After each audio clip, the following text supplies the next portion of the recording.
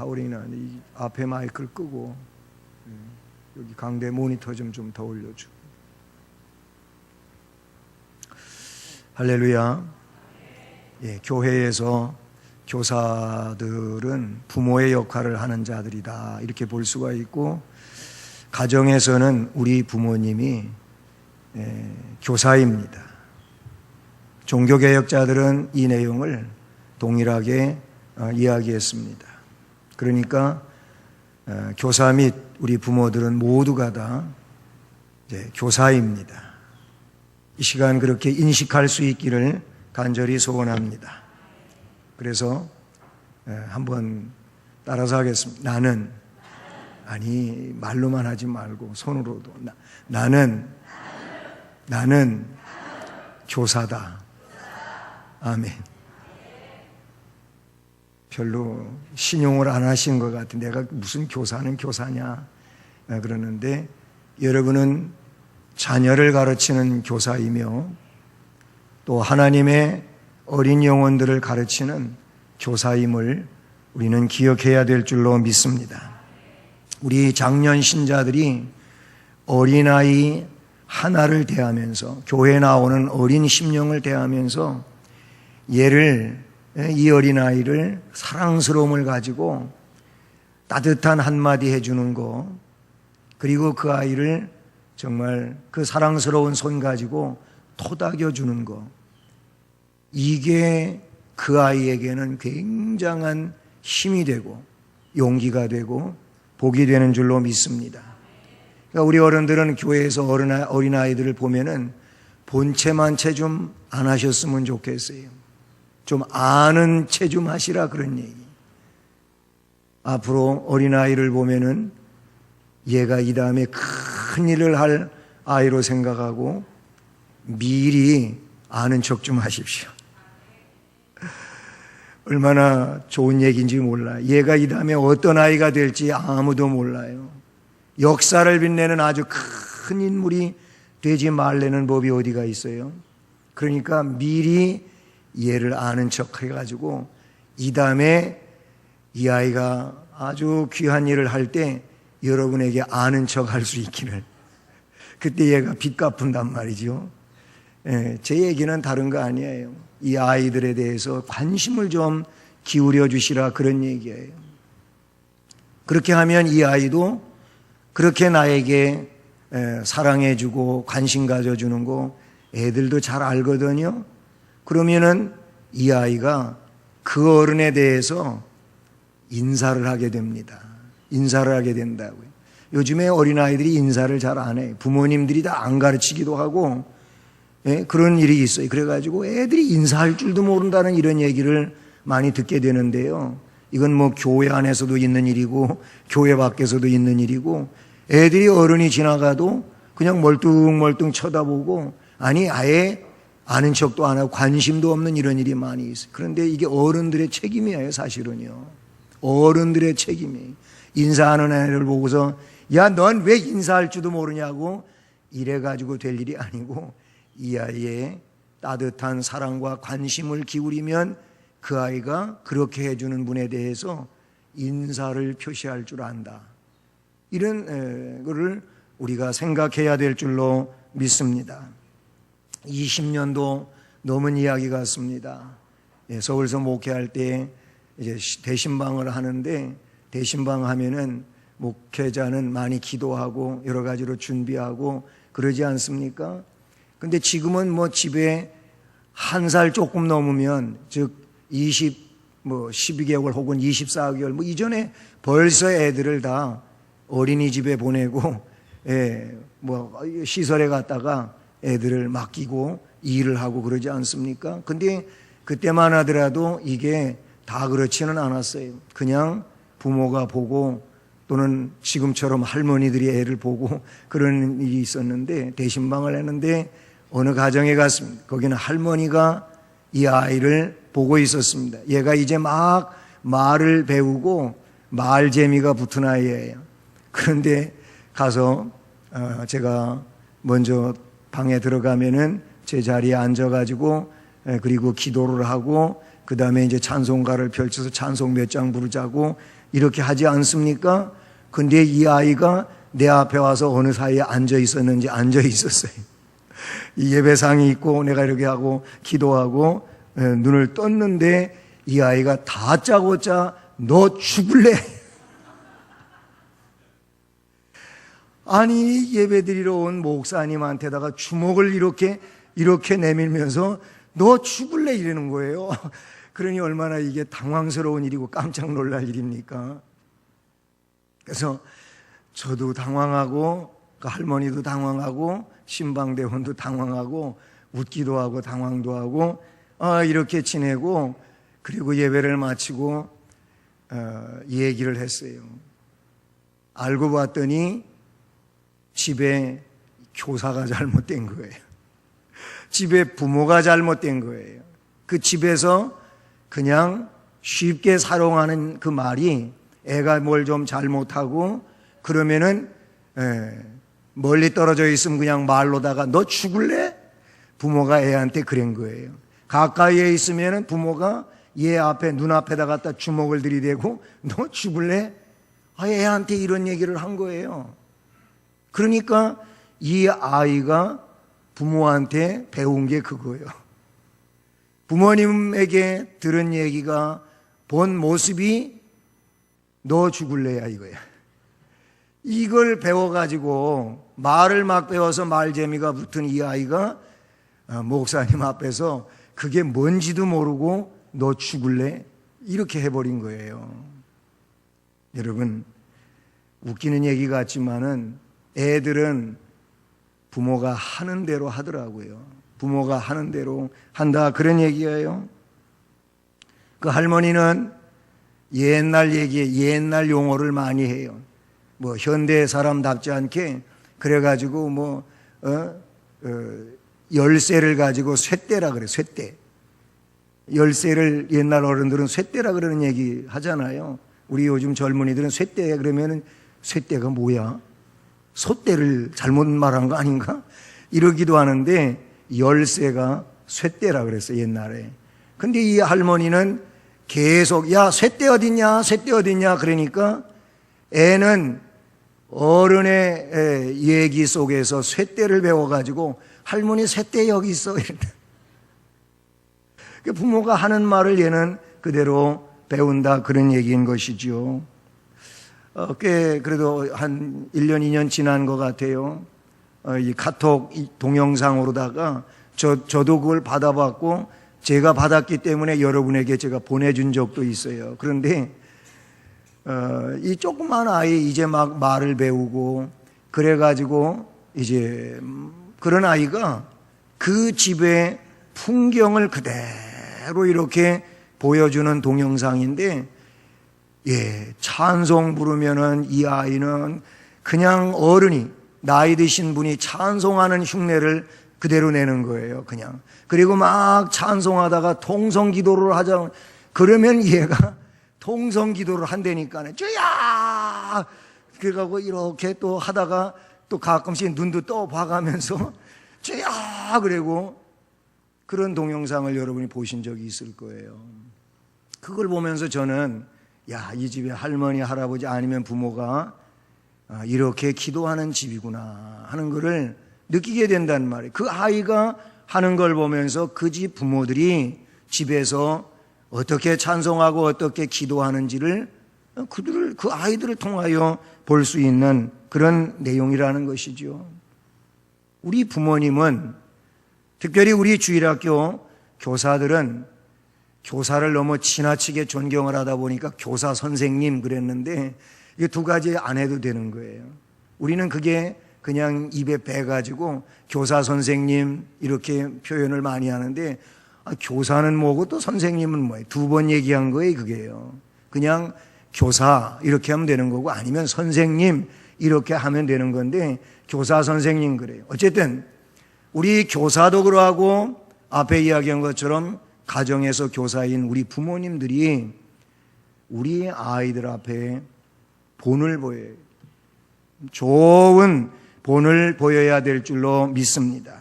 오늘 말씀에도 믿는 자에게 본이 되라고 하는 그런 말씀이 기록이 되어지고 있어요.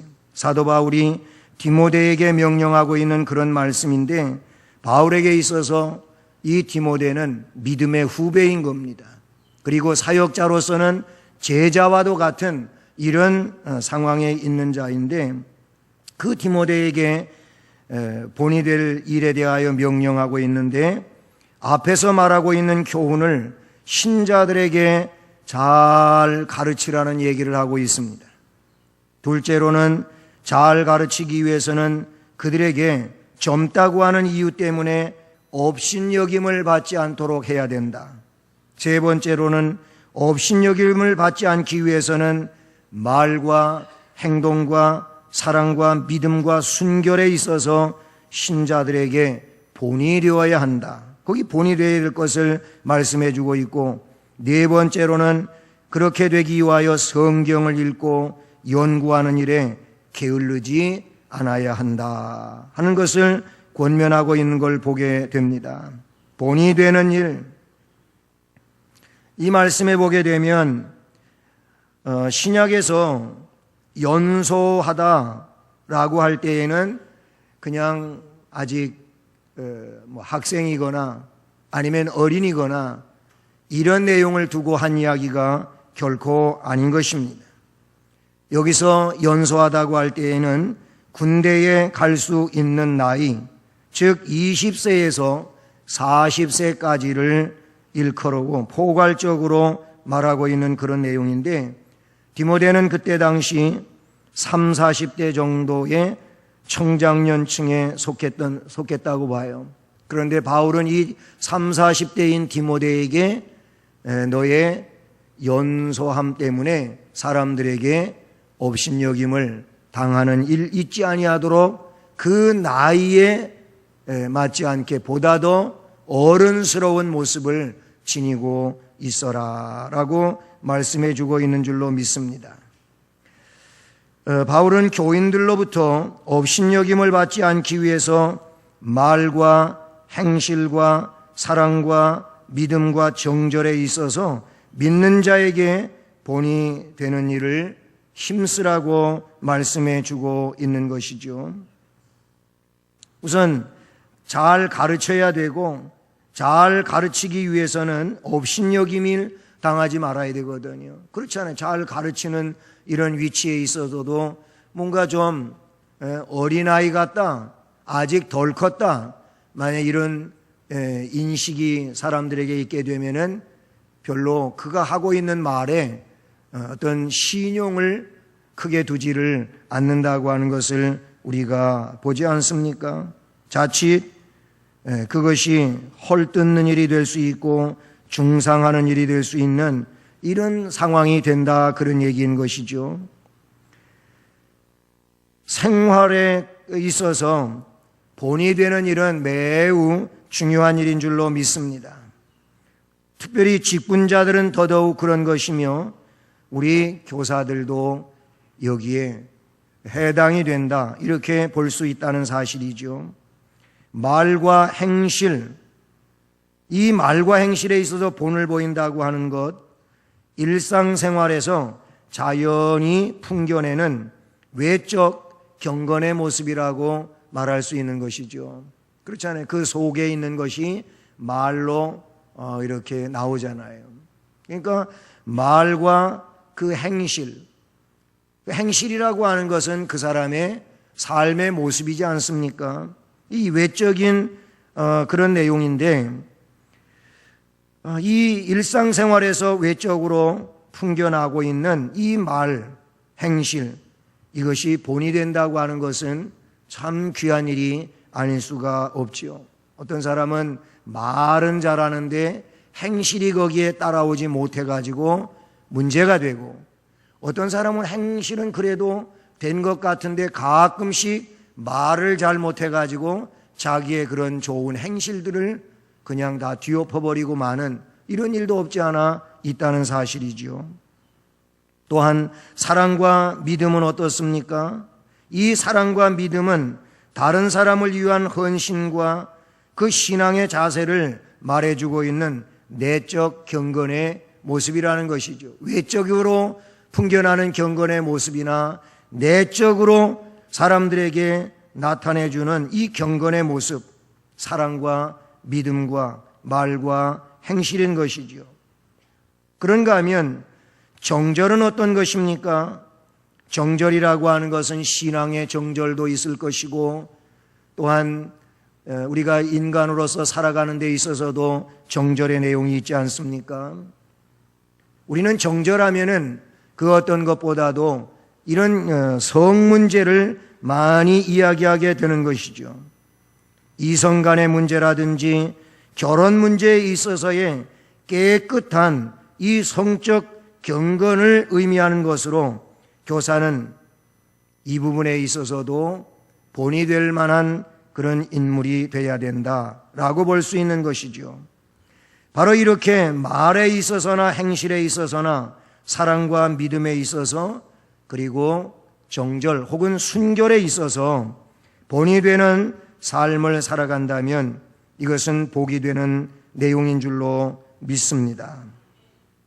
베드로전서 5장 3절 말씀에 보게 되면 맡은 자들에게 주장하는 자세를 하지 말고 양무리의 본이 되라, 이런 말씀이 나와요.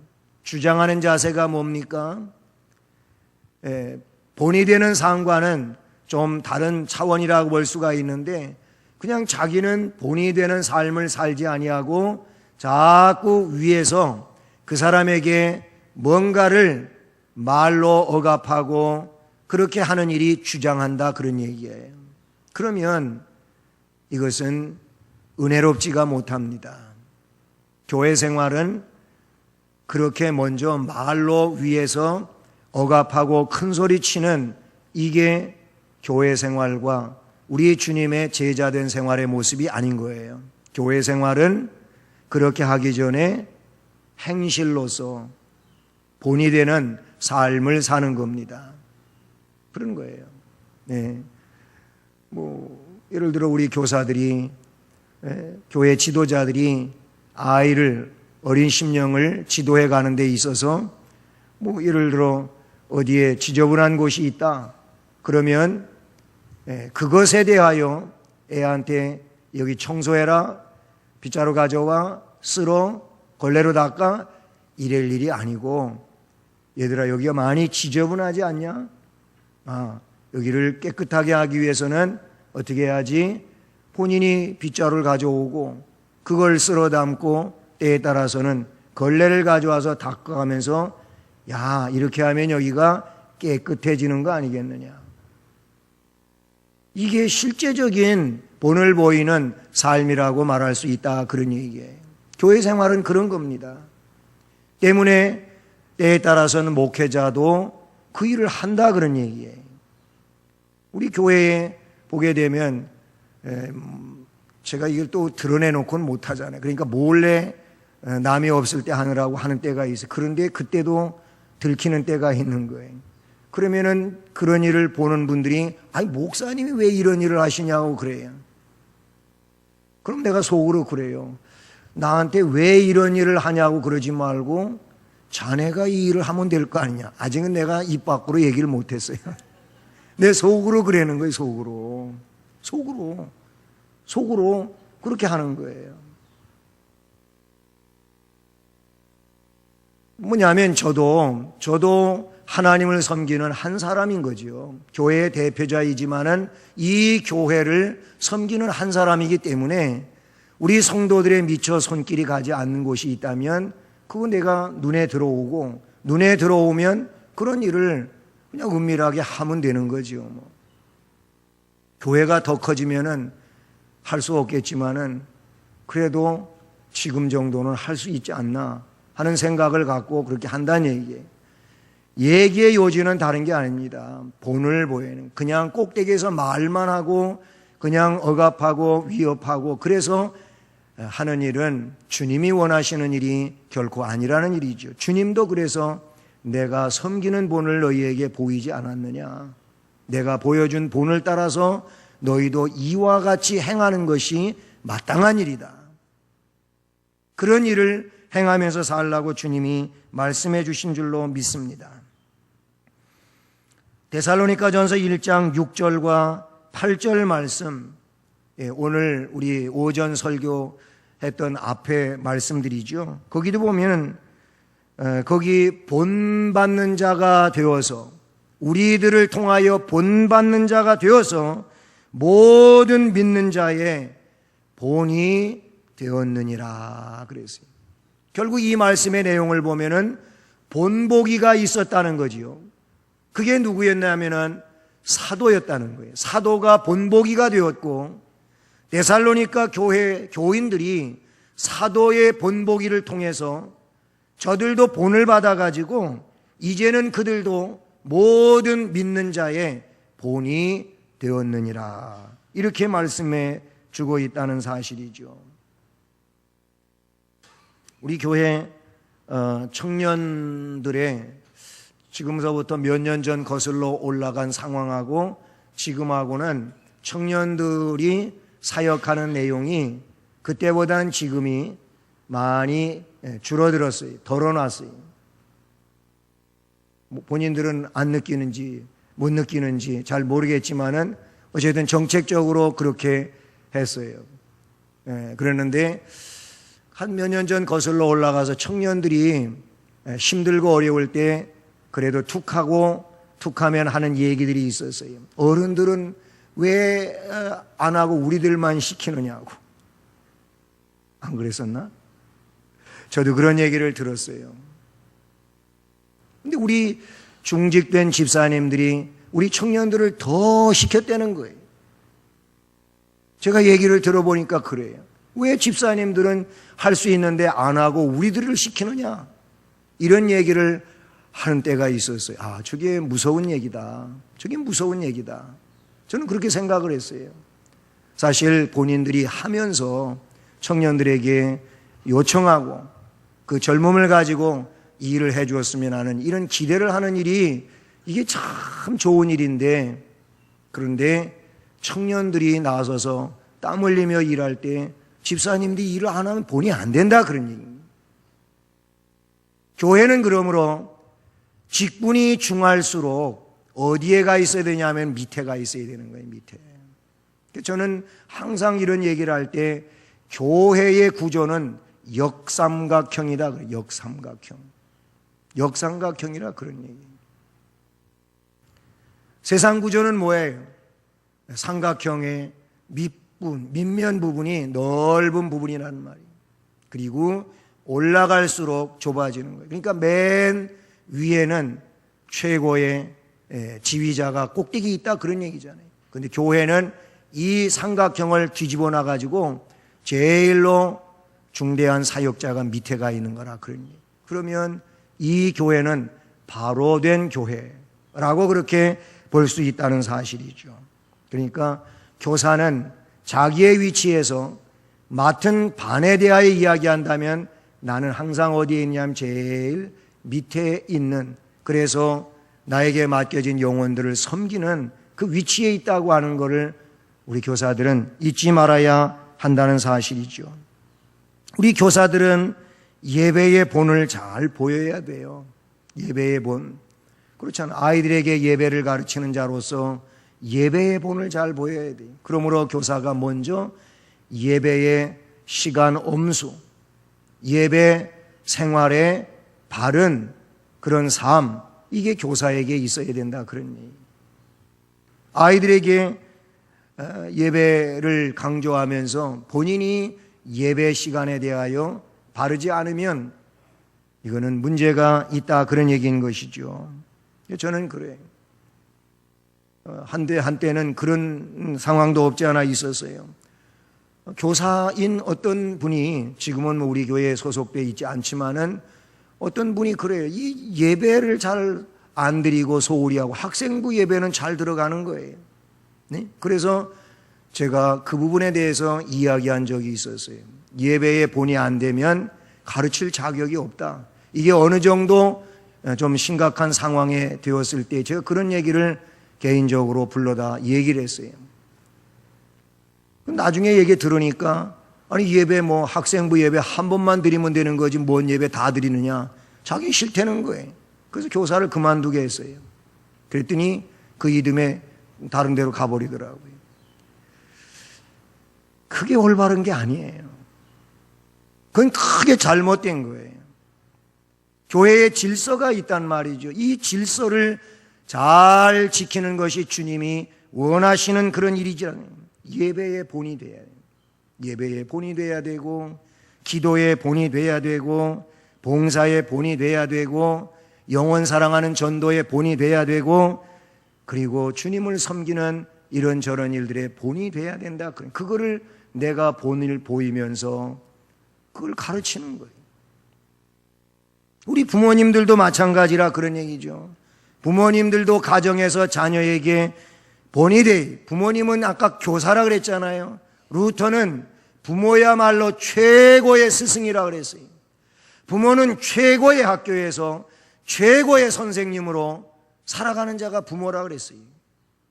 이게 부모님이에요. 부모님이 자기가 낳은 자녀에 대하여 최고의 교사의 모습인데, 그런 위치에 대하여 잘 분별을 못하고 있으면 자녀를 잘못 지도할 수밖에 없다는 상황이 되는 것이죠.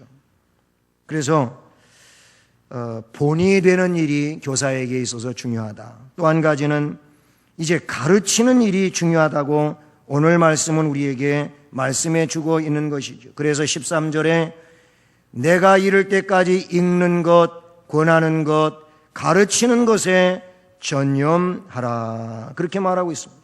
읽는 것, 권하는 것, 가르치는 것에 전념하라. 전념하라고 하는 이 말은 프로세코라고 하는 헬라어인데, 이것은 어떤 일에 있어서 정신을 집중하는 것, 그래서 그 일을 주력하는 게 이 프로세코라고 하는 단어가 지니고 있는 뜻인 것이죠. 따라서 합니다. 어떤 일에 정신을 집중하여 주력하는 것. 아멘. 어떤 일에 정신을 거기에 집중시켜 가지고 주력하는 것이 바로 이 말씀에 나타나고 있는 전념하라라는 겁니다.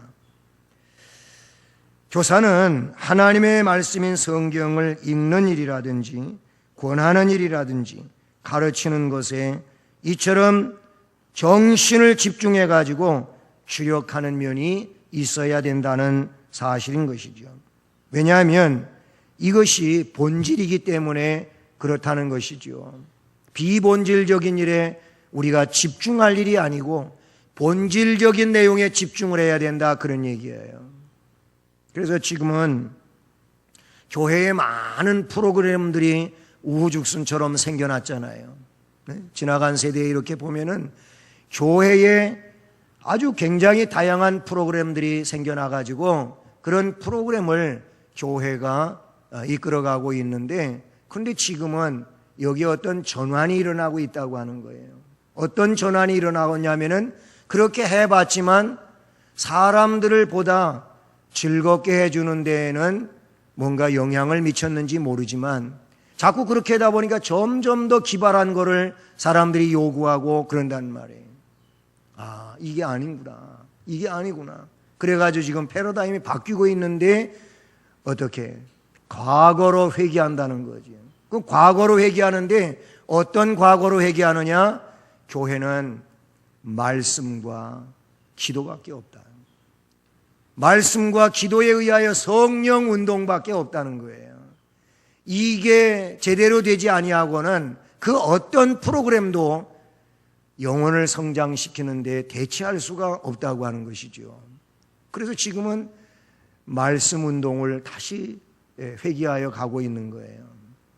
말씀을 가르쳐야 돼요. 주일학교도 말씀을 가르쳐야 되고 어른들도 말씀을 가르쳐야 되고 성경에 중심을 두는 일이 교회가 해야 할 가장 중요한 본질이지, 이것 말고 이걸 제껴놓고 뭐 사람들이 어떻게든지 와서 친교를 하고 그래서 교제의 폭을 넓히고 하는 이런 것만 집중하다가 보면은 그냥 이게 세상의 어떤 그런 기관이나 다를 바 없는 내용처럼 돼버리고 만다. 교회는 말씀이 살아있어야 된다는 거예요. 이게 중요한 일이란 말이에요. 그렇기 때문에 읽는 것, 권하는 것, 가르치는 것에 전념하라 이렇게 말씀하고 있다는 사실이죠. 말씀에 집중할 때에 은혜를 받게 되고 말씀에 집중할 때에 능력을 체험하게 되는 줄로 믿습니다. 말씀을 집중하여 읽을 때 그 말씀 속에서 은혜를 받는 거예요. 그리고 은혜를 받으면 삶을 그 은혜 속에서 스스로 고쳐가게 된다는 사실이죠. 어쨌든 무엇이든지 집중할 때의 효과가 큰데 공부하는 학생도 짧은 시간이라도 집중할 때 거기에 효과가 있는 것이지 길게 한다고 할지라도 집중력이 떨어지게 되면은 별로 효과가 없잖아요. 집중하는 게 중요한 거예요. 집중. 어떤 일을 연구하는 것도 그렇고 운동을 해도 그렇고 요리를 해도요. 그 하는 요리에 집중을 해서 하면은 더 맛있는 요리가 된다는 말이에요. 그런데 요리에 대하여 잘 알고는 있지만은 그냥 건성으로 하다가 보면은 맛이 맹탕이야. 모든 게 집중이 필요하다 그런 얘기인 것이죠. 치료를 받는 데에도 치료에 집중해야 되겠죠. 그렇죠? 내가 받고 있는 이 치료에 집중을 해야 거기에서 치료의 효과가 나타나는 것이지 집중하지 아니하고 맨날 아이고 의사가 틀렸어 그런다든지 내가 이 약 암만 먹어봐도 약이 효과가 없어 뭐 이러면은 집중하지 않는 일이 되고 그냥 그 약을 먹기는 먹지만 그냥 위안 삼아 먹는 거 건성으로 먹는 이 약 먹으면 낫는다. 그 의사한테 치료를 받으면 효과가 있다. 나는 지금 이렇게 내 병 치료를 위하여 집중하고 있다. 이러면 뭔가 좀 그 심령적으로도 다르고 달라지는데 근데 사람들이 집중하지 않으면 효과가 떨어질 수밖에 없다는 사실이죠. 그래서 시편 119편 말씀해 보면 내가 주의 법을 어찌 그리 사랑하는지요. 내가 그것을 종일 묵상하나요. 종일 읊조리고 다닌다는 거예요. 그래서 주의 계명이 항상 나와 함께하므로 그것이 나를 원수보다 지혜롭게 하나이다. 내가 주의 증거를 묵상하기 때문에 나의 명철함이 모든 스승보다도 낫다. 이렇게 말하고 있어요. 그 말씀을 집중하여 마음속에 간직하고 있기 때문에 유경험자인 스승보다 노인보다도 뛰어난 이런 상황이 된다고 고백하고 있다는 사실이죠. 그러므로 바울 사도는 디모데에게 직분받은 것을 가볍게 여기지 말고 집중하는 이런 일을 하라고 말씀해 주시는 줄로 믿습니다. 그리고 이어지는 말씀에 보게 되면 15절에서 성숙함을 나타내는 일을 권면하고 있는 겁니다. 성숙함을 나타내는 일이 뭡니까? 어른스러운 모습이죠. 어른스러운 것. 우리 교사들은 말씀에 있어서 저도 보다 더 성숙한 자, 어른스러움이 있어야 될 줄로 믿습니다. 자신이 맡은 직분에 대하여 보다 더 성장된 모습을 가지고 아이들에게 다가설 수 있는 이런 은혜자가 되어야 할 줄로 믿습니다. 때문에 이 모든 일에 전심전력하여 너의 성숙함을 모든 사람에게 나타나게 하라. 아멘. 이 모든 일에 앞에서 하고 있는 말씀들에 전심전력을 해서 너의 성숙함을 모든 사람들에게 나타나게 하라는 거예요. 네. 우리 모두 성숙함을 사람들에게 나타내게 하는 은혜자가 되기를 바라는 것입니다. 아멘. 네. 가만히 계시지 말고 아멘. 성숙함, 어른스러움을, 신앙의 어른스러움을 나타낼 수 있는 은혜자가 되기를 주님의 이름으로 축복합니다. 마지막으로는 구원하는 일에 또한 힘써야 될 것을 말씀해 주고 있어요. 마지막 절 16절을 보면 내가 내 자신과 가르침을 살펴서 이 일을 계속하라. 이것을 행함으로 내 자신과 내게 듣는 자를 구원하리라. 아멘. 자신과 가르침을 살펴 이 일을 계속하라고 말씀하고 있습니다. 우리 선생님들 이 일을 자신을 살피면서 계속하기를 바랍니다. 아유, 성경학교가 오면 힘들고 성경학교를 지나면서 내년에는 교사 안 해. 그러지 말고 이 말씀에 있는 것처럼 어떻게 하자고요? 어떻게 하자고요? 계속. 하나도 말 안 하는 것 같아. 계속 합시다. 내가 살아있는 동안 주님이 다시 오시기 전까지는 난 이 일을 계속한다. 그렇게 결단할 수 있기를 바랍니다. 그게 뭐냐면 구원하는 일이 되기 때문에 중요한 일이라고 볼 수 있어요. 이것을 행함으로, 계속 이 일을 행함으로 너도 또 너를 통하여 다른 영혼들이 구원을 받게 된다고 말씀해 주고 있다는 사실인 것이죠. 시간적으로도 공간적으로도 이 일을 계속하는 자가 되기를 주님의 이름으로 축복합니다. 이게 귀중한 일이에요. 바울은 디모데에게 먼저 자신을 가르치고 남을 가르치기를 계속하라고 명령합니다. 끊임없이 나를 가르쳐야 되고, 그리고 가르침을 받은 나로 하여금 타인을 가르치는 이런 심령 되기를 주님의 이름으로 축복합니다. 많은 사람들이 자신을 가르치는 일에는 소홀히 하고 남을 가르치려는 일에는 쉽게 나서지 않습니까? 그런데 성경의 순서는 뭐냐면 자기를 먼저 가르치는 거예요. 자기를 먼저 가르치는 거예요. 어떤 산모가 배가 그냥 남산만하게 불렀는데, 그런데 출산을 했습니다. 아이를 순산을 해서 낳았어요. 그래서 기쁨이 충만합니다. 아이 낳은 기쁨이 충만해요. 그런데 아예 빨리 젖이 나와야 되는데 젖이 안 나오는 거예요. 젖이 일단은 젖이 돌고, 그리고 젖이 그 안에 생겨서 아이에게 충분히 먹일 수 있어야 되는데 그렇지를 못한 상황이었어요. 그래가지고 제가 신방을 갔는데 하는 말이 빨리 아이에게 양껏 먹일 수 있는 젖이 많았으면 좋겠습니다. 이런 얘기를 하더라고요. 그래서 어떻게든지 젖을 많이 생산하기 위하여 여러 가지로 자기가 힘을 쓰고 있다는 거예요. 많이 먹으려고 하고 좋은 거 먹으려고 하고 그러더라고요. 내가 먹어야 아이에게 영양가 있는 젖을 줄 수 있다, 그 얘기예요. 그게 맞는 얘기잖아요. 예? 그렇지 않으면 아이는 젖 달라고 하는데 줄 젖이 없으니까 엄마는 안타까운 거죠. 뭐 지금이야 그냥 모유 대신에 우유 주면, 분유 주면 되겠지만은 모유가 귀한 것이니까 그렇게 하고픈데 그렇다는 얘기예요.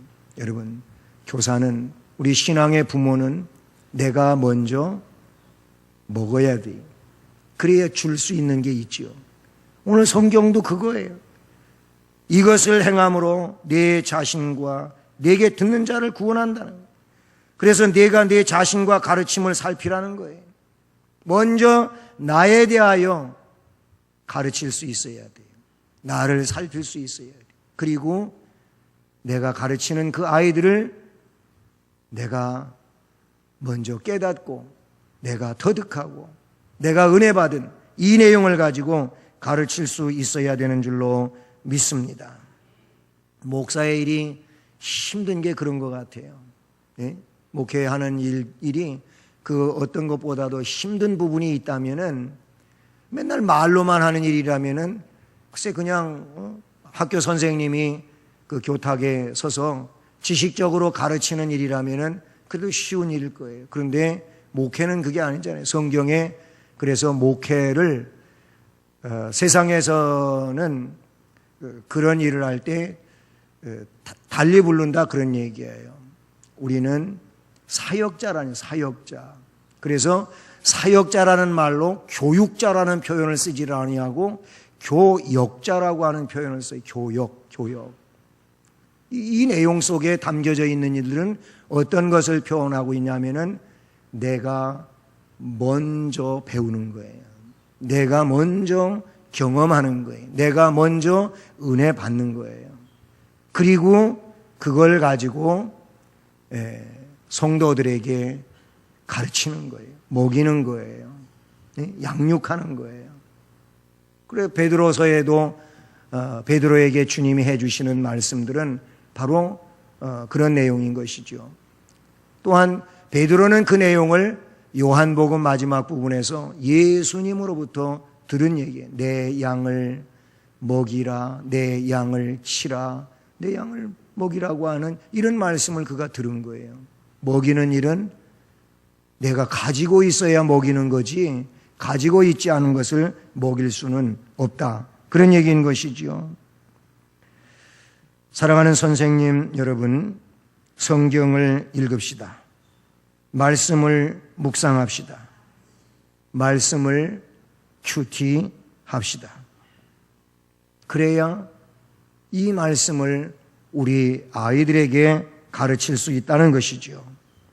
모쪼록 오늘 말씀에 나타나고 있는 것처럼 본이 되는 삶, 그리고 읽는 것, 권하는 것, 가르치는 것에 전념하는 삶, 성숙한 그 일을 나타내는 삶, 자신과 타인을 구원에 이르게 하기 위하여 먼저 자신을 가르치고 그리고 맡겨진 영혼들을 가르치는 이 삶을 잘 감당하는 우리 주일학교 선생님들 되시고 가정의 교사이신 부모님들 되시기를 주님의 이름으로 축복합니다.